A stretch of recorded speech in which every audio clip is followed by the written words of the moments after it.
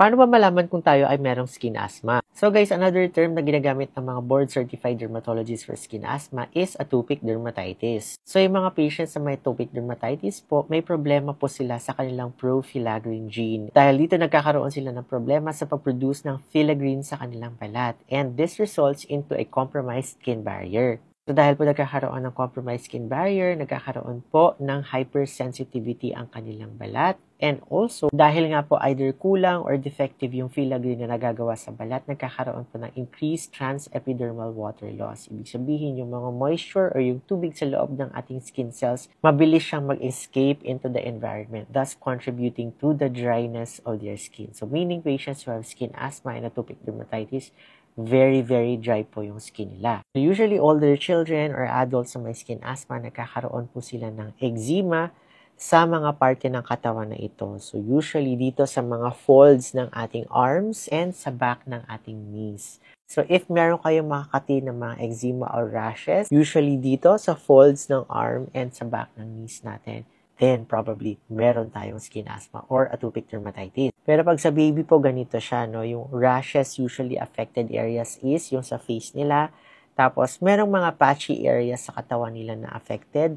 Pero habang tumatanda po, yung distribution ay doon nga po sa ating mga folds sa arms and also sa back ng knees. And mapa-baby or adults po, usually very dry talaga ang mga balat ng patients with skin asthma or atopic dermatitis. And very prone sa eczema yung patients na may atopic dermatitis, especially if na-trigger yung dryness of their skin. So, kailangan natin iwasan yung mga bagay na nagkakos ng further dryness ng ating skin para maiwasan po yung mga flares ng ating eczema. So, number 1 guys is daily moisturization. So, wag natin kalilimutan ang ating skin barrier repair moisturizer para sa ating face and also sa body natin yung lotion. Some patients, severely dry po yung skin nila.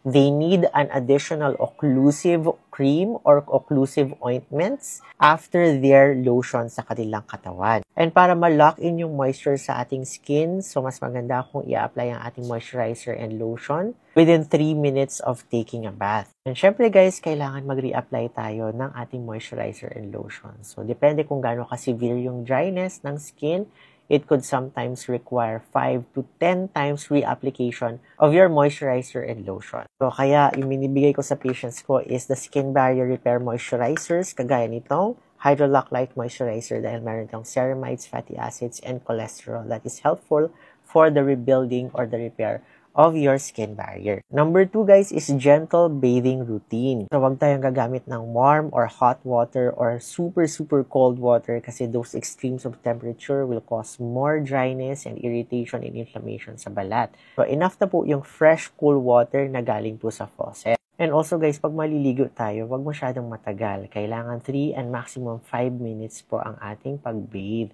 Kasi guys, kung masyadong matagal po na basa ang ating balat pag tayo may skin asthma, mas lalo po itong magiging dry eventually. And pag naliligo tayo guys, na wag natin kuskusin yung skin natin. Kasi that can exfoliate your already compromised upper layer of your skin. So mas lalo siyang magdadry pag kinukuskus tayo or naghihilod or gumagamit tayo ng mga loofah, bath towel po, lalo po magiging dry yung skin natin. Number 3 guys is avoid yung mga triggers. So marami sa atin na mahilig mag-alcohol. Like every minute nag-alcohol guys. Alcohol is very drying to your skin. So yung mga patients po na adults, usually magkakaroon din sila ng lesions or eczema sa hands nila if meron silang atopic dermatitis. So pag parati tayo nag-alcohol, pag parati tayo nagwa-wash ng hands, nagwa-wash ng dishes, naglalaba, yan po usually ang trigger natin ng asthma or atopic hands. And also in terms of the environment naman, no, kung masyadong mainit and masyadong malamig, no, nakaka-dry din po talaga ng skin yan.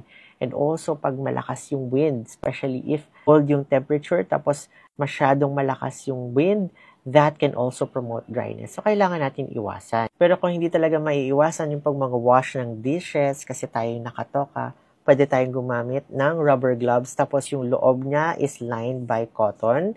And iwasan lang natin na pumasok doon yung tubig and yung detergent kasi magiging useless po. Lalo po magkakaroon ng irritation yung skin natin. Okay? And also, kailangan protektahan ang ating skin barrier. Aside from using moisturizer and lotion, kailangan stay hydrated. Okay? uminom ng water at least 8 glass a day, maintain a healthy diet that is rich in omega-3 and vitamin D, and dapat may mga stress coping mechanisms tayo, and also pwede tayo gumamit ng mga humidifier sa ating bahay if masyadong dry yung environment. Alright guys, so I hope this helps. For more acne tips, follow me and Basta Acne DMD. Bye!